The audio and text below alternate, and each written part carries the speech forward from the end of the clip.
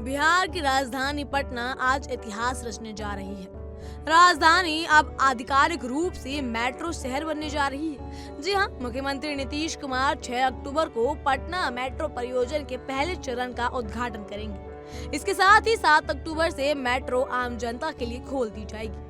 इस ऐतिहासिक शुरुआत के साथ ही पटना भारत के 24वीं मेट्रो शहर के रूप में शामिल हो जाएगा। ये परियोजना न केवल राजधानी पटना की सूरत बदलेगी, बल्कि शहरी परिवहन व्यवस्था को तेज, सुगम और आधुनिक बनाएगी। पटना मेट्रो के पहले फेज में कुल 3.6 किलोमीटर लंबे एलिवेटेड रूट पर मेट्रो का संचालन शुरू होगा, जिसे ब्लू लाइन के नाम से जाना जाएगा। ये कॉरिडोर 2 का हिस्सा है, जो नया पाटलिपुत्र बस टर्मिनल, 0 माइल और भूतनाथ स्टेशन को आपस में जोड़ेगा।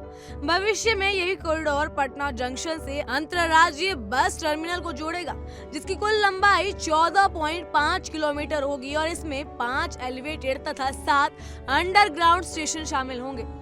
इस रूट पर खेमनीचक और मलाही पकड़ी स्टेशन भी होंगे, जिनमें से मलाही पकड़ी के 2025 के अंत तक चालू होने की संभावना है। पटना मेट्रो में यात्रियों की सुविधा का विशेष ध्यान रखा गया है। सभी स्टेशनों पर lift, escalator, ticket vending machine, प्रतीक्षा क्षेत्र, सूचना कियोस्क, फूड कोर्ट, दुकानें और बैगेज चेकिंग की सुविधा उपलब्ध होगी। ट्रेन कोचों को बिहार की संस्कृति के अनुरूप डिजाइन किया गया है। गोल घर और महावीर मंदिर जैसे प्रसिद्ध स्थलों की झलक इन कोचों में देखने को मिलेगी, जिन्हें केसरिया रंग में आकर्षक रूप से सजाया गया है। प्रत्येक मेट्रो ट्रेन में 3 कोच होंगे, जिनमें 148 यात्रियों के बैठने की और 940 यात्रियों के खड़े होकर यात्रा करने की व्यवस्था है। यात्रियों के लिए मोबाइल और लैपटॉप चार्जिंग पॉइंट की सुविधा भी दी गई है।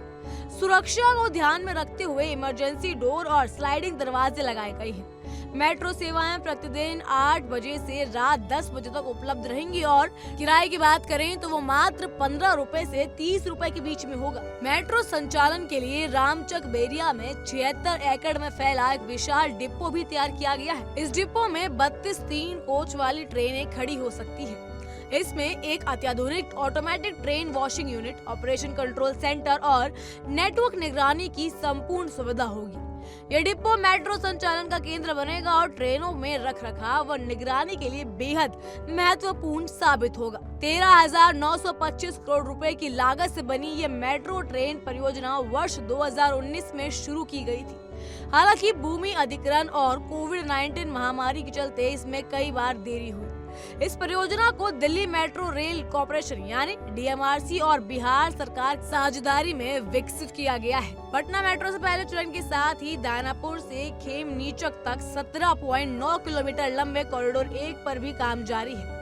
पटना मेट्रो न केवल शहर के लोगों को विश्व स्तरीय परिवहन अनुभव देगी, बल्कि ट्रैफिक जाम, प्रदूषण और सार्वजनिक यातायात की समस्याओं में भी राहत दिलाएगी।